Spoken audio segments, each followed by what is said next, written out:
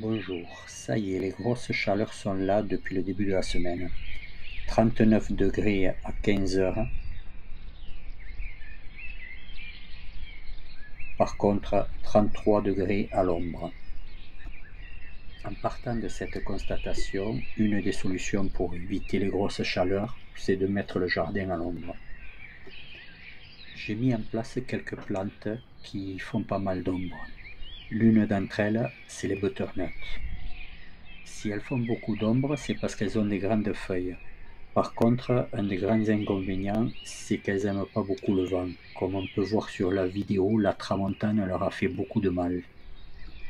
Deuxième plante que je mets en place pour avoir un peu d'ombre, c'est des haricots grimpants. Là, ce sont des haricots plats d'Espagne. C'est un vrai mur qui ne laisse pas du tout passer le soleil.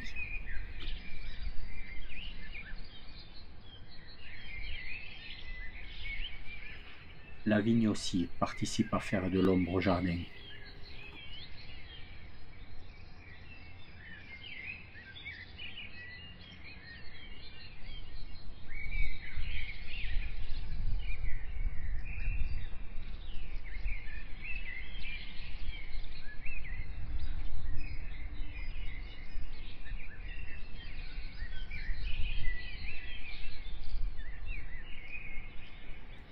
Là, je me rapproche des butternuts. On peut voir que sur les 50 premiers centimètres, j'ai enlevé toutes les feuilles et tous les départs.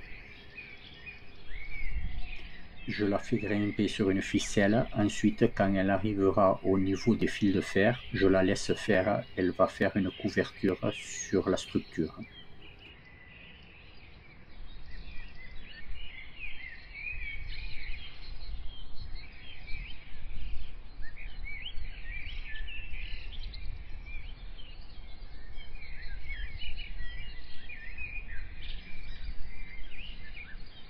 Malgré que ce soit le début de saison, on peut voir que ça commence quand même à faire un peu d'ombre. Dans 15 jours, ça sera complètement à l'ombre.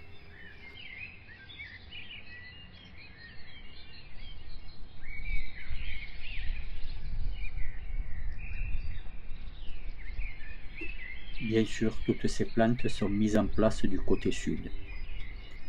À part une que je mets en place à l'ombre tant qu'elle est jeune. Ensuite, quand elle commence à grandir, il n'y a aucun problème. Je veux bien sûr parler de la chayote. C'est une des plantes les plus couvrantes que je connaisse. Avec un seul plant, on couvre facilement 50 mètres carrés de jardin. Même principe que le butternut. Je la laisse monter jusqu'au fil de fer et ensuite elle se débrouillera toute seule.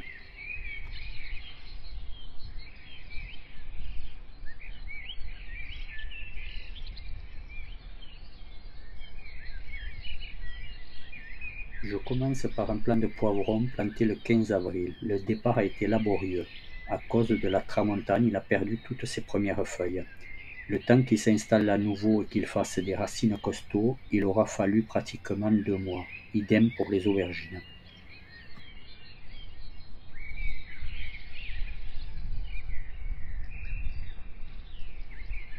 Dans le potager, j'aime bien essayer des variétés que je ne connais pas, par curiosité. Ce concombre blanc fait partie de ces essais. Premier bilan, il est joli, il fructifie bien, il a une petite taille, c'est en plein ce que je recherche. Par contre, je n'en referai plus et peut-être même je vais l'arracher. En parlant clair pour que tout le monde comprenne, il est dégueulasse, immonde, très amer et très âpre.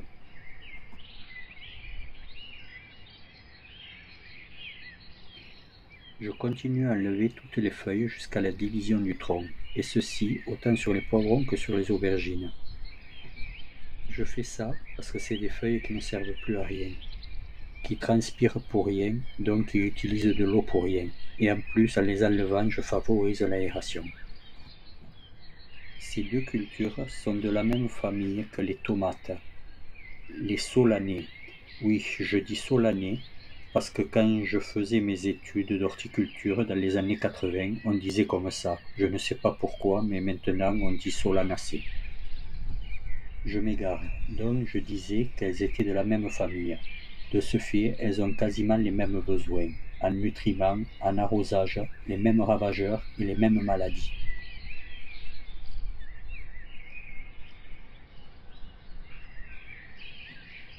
D'où mon dilemme. Si je les mets ensemble, c'est nickel niveau arrosage, entretien et apport en nutriments. Par contre, si j'ai une invasion de quoi que ce soit, tout sera contaminé. Je prends le risque de les mettre ensemble parce que le plus gros risque est quand même les maladies. Et mon potager est dans le sud sous climat très sec.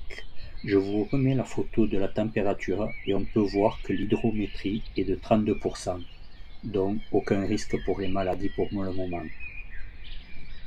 Les poivrons et les aubergines ont une petite différence avec la tomate, c'est le comportement par rapport à la température.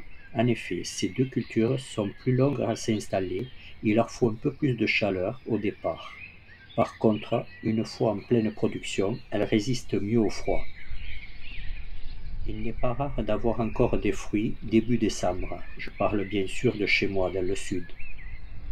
Les poivrons, le fruit pas la plante, résistent même à des petites gelées matinales à 0°.